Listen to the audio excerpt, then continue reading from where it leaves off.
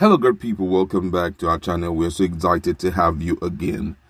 Another group has finally reacted to the repatriation of Nnamdi Kanu and also to the arrest of Sunday Igboho. Despite all that has been happening in the northern part of the country, it seems they are overly happy seeing the two secessionists being put under the control of the federal government. Though we've not heard anything yet about the repatriation of, Sunday Igboho. But in their words, it clearly shows that they are really happy. And right now, they are putting a demand before the presidency. You're going to hear what their demand is. And you will also hear what they have to tell other people who are intending, to continue with the move of seceding from Nigeria and what they qualify the secession move to be. All right, but before we give you all of these details, we'd like to encourage you to please subscribe to our channel by clicking on the red subscribe button and also on the bell icon so that you can get notification anytime we publish our videos. Now, according to the news, the coalition of Northern Group CNG has reacted to the arrest of Yoruba freedom fighter Sunday Adeyemo alias Sunday Igboho. In a statement issued by the coalition spokesman Abdul Aziz Suleiman, the group urged the Nigerian government to immediately expose sponsors of groups clamoring for self-determination in the southern part of the country. The group warned that the arrest of Igboho and that of Nnamdi Kanu, leader of the indigenous people of Biafra, should not be taken as the end of the uprising and disturbances over self-determination.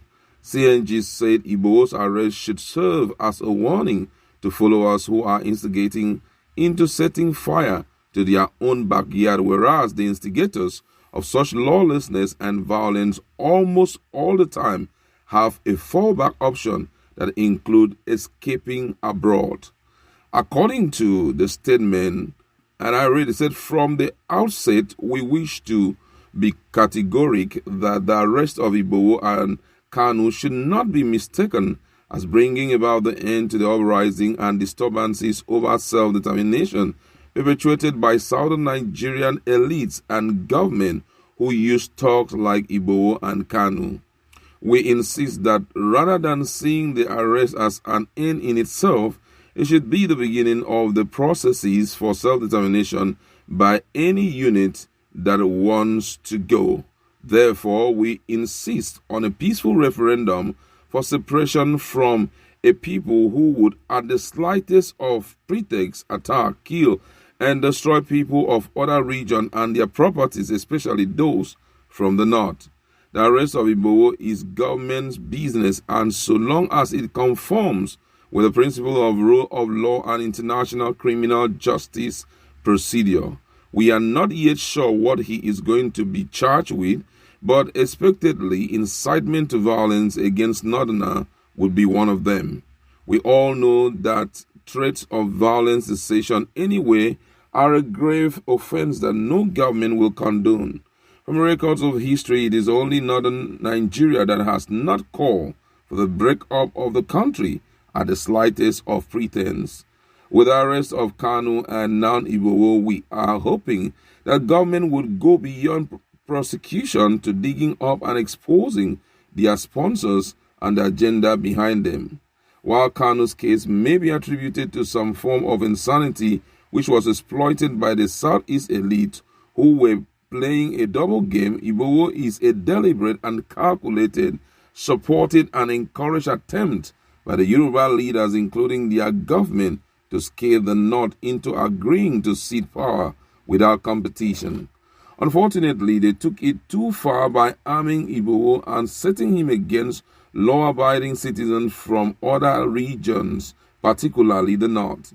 The arrests, if considered along with that of Kanu, should serve as a lesson to those blind followers who are instigated into setting fire to their own backyard, whereas the instigators of such lawlessness and violence almost all the time have a fallback option that include escaping abroad.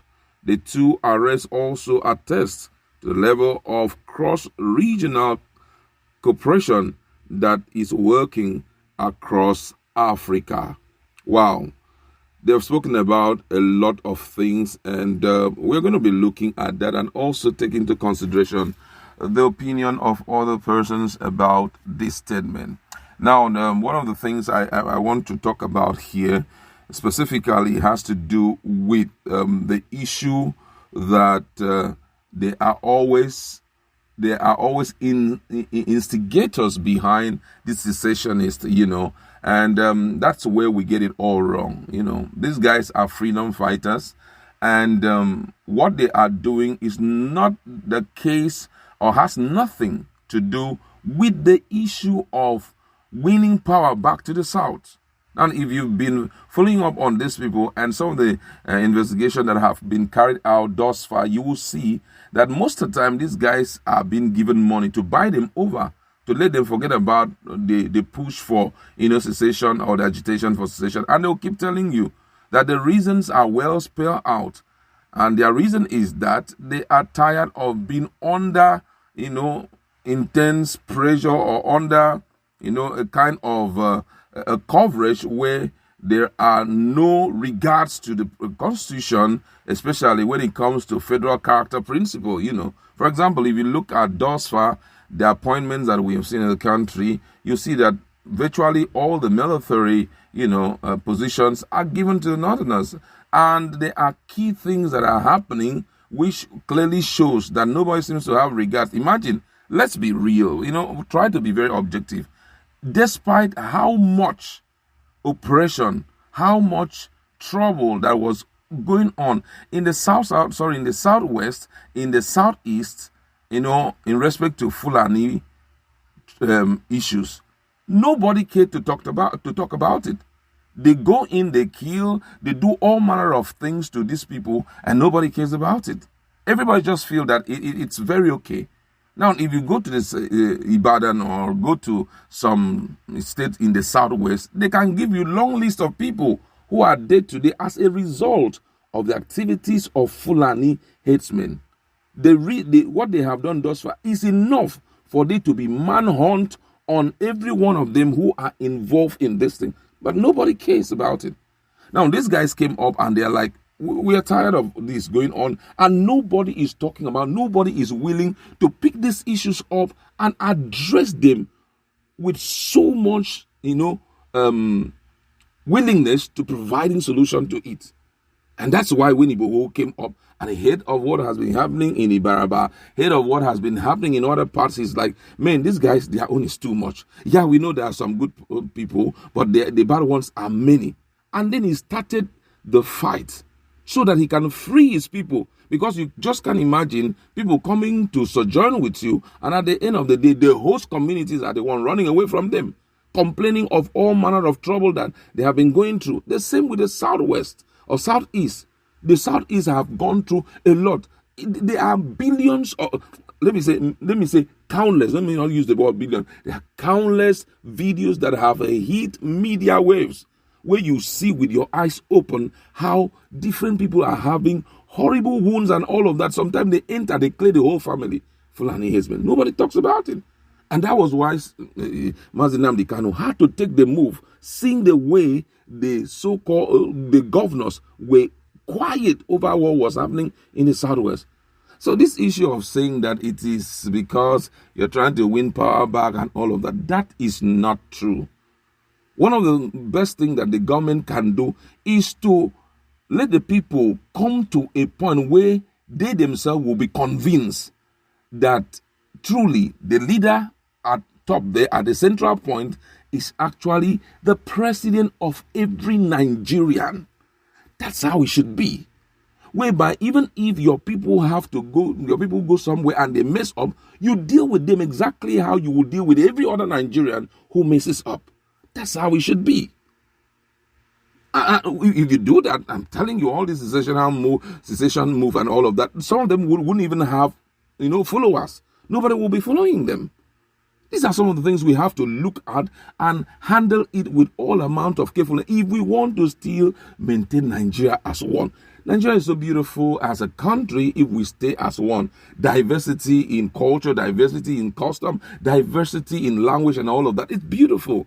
But hey, when one person sits on top and is treating every other people as second-class citizen, and his own people, he's prioritizing them more and more and more and more, it vexes everyone. You understand? So no matter what they are saying here, for me, it's quite uncalled for, to saying that these guys have support. If you've been listening to the statement made by Nnamdi Kanu, some of the broadcasts I've heard him done, sometimes I'm like, why is he talking against his own people? He will blast his governors. He will blast the elites. He doesn't care. He will blast everyone who, for one reason or the other, has been pinpointed as those causing issues in terms of developmental strife, in terms of a lot of things. You see him, he will blast them openly. Same with this guy, Igboho. So saying that some people who were sponsored so that they can win power back and all of that, I don't think it's true.